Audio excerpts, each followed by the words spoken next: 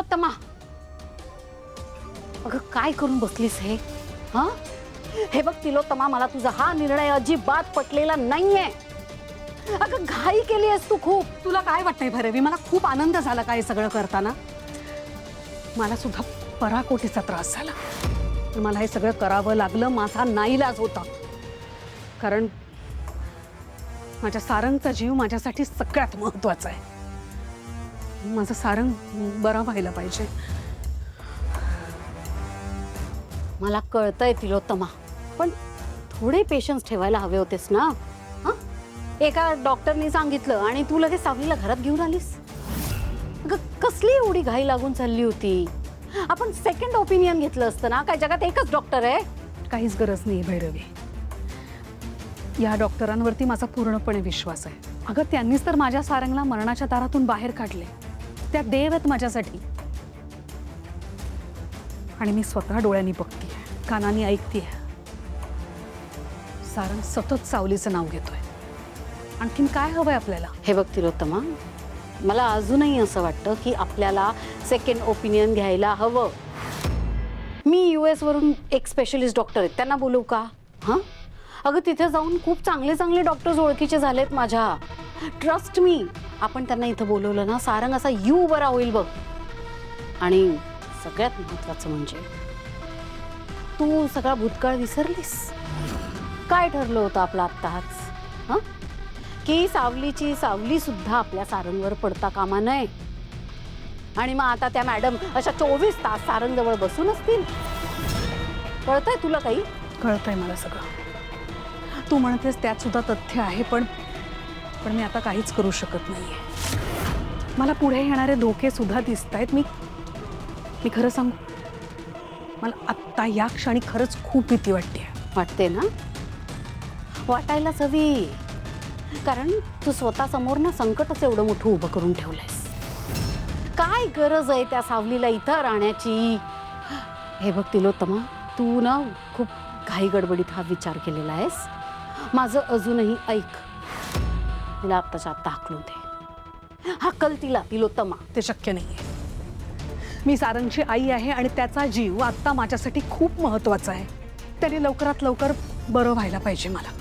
मला माहिती आहे ती मुलगी मला आवडत नाही, तिचा राग येतो मला, पण ती मला डोळ्यासमोर सुद्धा नको असते. पण हे सगळं गिळून मी माझ्या सारंगसाठी एवढं सॅक्रिफाईस करायला तयार आहे. बर, सारंगच्या जीवाची पर्वा आहे ना? मग आता कालपासून ही पोरगी इथं येऊन बसलेली आहे. काय फरक पडलाय सारंगवर? जैसे थे आहे सगळं जिथं आहे तिथंच. 1% सुद्धा त्याची तब्येत सुधारलेली नाहीये. हे बघ, तिच्याने काही होणार नाहीये. पण हा, एक मात्र होईल. हे सगळं तुझ्या असं अंगाशी येणार आहे ना तिलोत्तमा, की तुला सावरता सावरलं जाणार नाहीये. ती पोरगी सारंगच्या आयुष्यात कायमचं पाऊल ठेवण्यासाठी या घरात आलीये. लक्षात घे. कळतंय?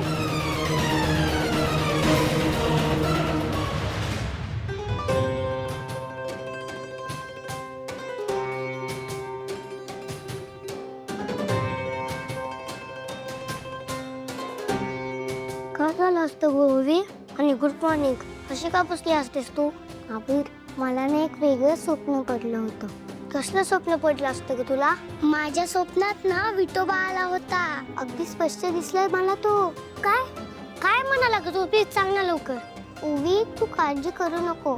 तुझा बाबा नक्की बरा होईल. तुझ्या बाबाला वाचवण्यासाठी तुला स्वतः काहीतरी करायला हवं. ओवी, मला पण पहिल्या दिवसांपासून असंच वाटत असतं बघ. मी जर त्या दिवशी हट्ट केला नसता तर तुझ्या बाबाचा तो भयानक ऍक्सिडेंट झालाच नसता बघ. ओवी, या सगळ्याला मीच जबाबदार आहे. अबीर, स्वतःला असं का बोलून घेतोयस तू? खरे तर मीच गाण्याचा हट्ट केला नसता तर हे सगळं झालंच नसतं. मी पण तुझ्या सोबत जबाबदार आहे. ओवी, आता या संकटातून आपल्यालाच काहीतरी मार्ग काढायला पाहिजे बघ. आता ही आपलीच जबाबदारी असते. काही करून आपण सुप्रियला बरं करायचंच. पण अबीर, आपण काय करणार? आपण तर लहान आहोत ना. बाबाला कसं बरं करणार? मला तर काही सुचतच नाहीये. ओवी, मला पण काहीच कळत नाहीये बघ. कोणाकडे मदत मागायची आपण तरी? अबीर, एक सांगू का, जेव्हा आपल्याला काय करायचं असेल हे सुचत नसलं ना, तर अमृता काकू आणि मी काय करते माहिती आहे का? काय करतात ग तुम्ही? सांग ना प्लीज. अगोदर आपण फ्रेश होऊया, मग मी तुला दाखवते. ठीक आहे?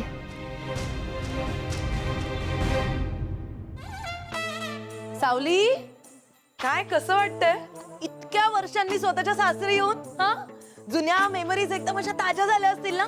मी पर्सनली सांगू, मला तर खूप भारी वाटतंय तुझा कमबॅक बघून. खूप बरं वाटतंय. ए बघ, मी तुला अगं तुगं करणार आहे. थोरली जाऊ आहे ना मी तुझी, हक्कानं म्हणतेय. मोनिका, हळू जरा. सारंग आजारी माहिती नाही तुला? शांतता असू दे रूम मध्ये, कळलं? हो, मी काय वाईट बोलतेय? आणि नाही, उलट तुम्हाला माहितीये, अशा पेशंट समोर ना असं मोठमोठ्याने बोललेलं हवंच आहे.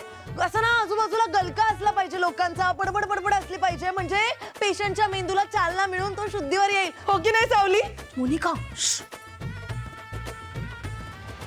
सुशीला, सुशीला कुठे? सुशीला आलीच नाही गो. हा, सारंगची बायको सुशीला. कसं वाटतं ते, नवरा असा बेडवर पडून एवढा आणि बायकोचं काही पत्ताच नाहीये. बाहेरच्या 4 लोकांनी बघितला घरातला हा तमाशा तर किती नावं ठेवतील. हा, सुशीलाला बोलवा बरं पटकन. कळवलं तिला, येणार ती आज. या ठीक आहे. या डॉक्टर या. गोल्डन जुबली थोडं बाजूला, डॉक्टर आले. या इकडून या, इकडून या. बसा. कसा आहे पेशंट? कशी तब्येत आहे त्याची? एकदम घाण. अहो, उठतच नाहीये. अहो बघा ना, म्हणजे एवढा वेळ बडबडतीये मी, त्याच्यासाठी बडबडतीये जेणेकरून तो इरिटेट होईल आणि एकदम शुद्धीवर येऊन बसेल आणि मला सांगेल मोनिका बाईनी गप्पा बसा प्लीज. पण नाहीच, काहीच घडत नाहीये. मोनिका, आईंना बोलव जा. हकलताय ना मला? हो, जा पटकन. नाही ठीक आहे, आईंनी आता इथे असणं जास्त गरजेचं आहे. जाते मी, आणते बोलून. सावली, यू बी कम्फर्टेबल. हा, तुझंच घर आहे असं समज. आले.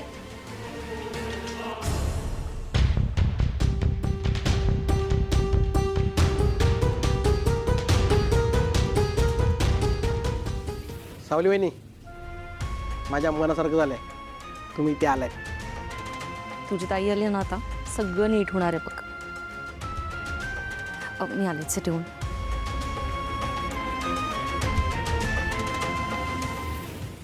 तिलोत्तमा, सारंगने अजूनही दुसरं लग्न केलं नाहीये, हे आपल्याला माहितीये. बघ ना, सारंग अजूनही अशा अवस्थेत फक्त सावलीचं नाव घेतोय. तुझं नाव त्याच्या ध्यानीमनी पण नाहीये. फक्त सावली सावली सावली, सावलीच्या नावाचा जप करतो. याचा अर्थ कळतो का तुला? अर्थ साफ आहे तिलोत्तमा. सारंगच्या आयुष्यात आता तू महत्वाची नाहीये, सावली महत्वाची आहे. अशा अवस्थेतही त्याचा जीव सावलीत अडकून पडलाय, तुझ्यात नाही. आणि आता जेव्हा हे सावलीला कळेल सारंग अजूनही तिच्या किती प्रेमात आहे, तेव्हा सावलीलाही या घरात तिची मुळं पुन्हा घट्ट रोवायला काहीच वेळ लागणार नाही. पास ना वैद्यनाथ, प्लीज. एकतर असा काहीही होणार नाही आणि मला प्लीज घाबरवू नकोस तू. असं काहीही होणार नाहीये, असं होतंय तिलोत्तमा. इनफॅक्ट न जाणो असं घडवून आणलं जातंय. मला तर आता शंका वाटायला लागली आहे तिलोत्तमा. नेव्हर नो, हे सगळं सावलीनेच प्री प्लॅन केलं असेल.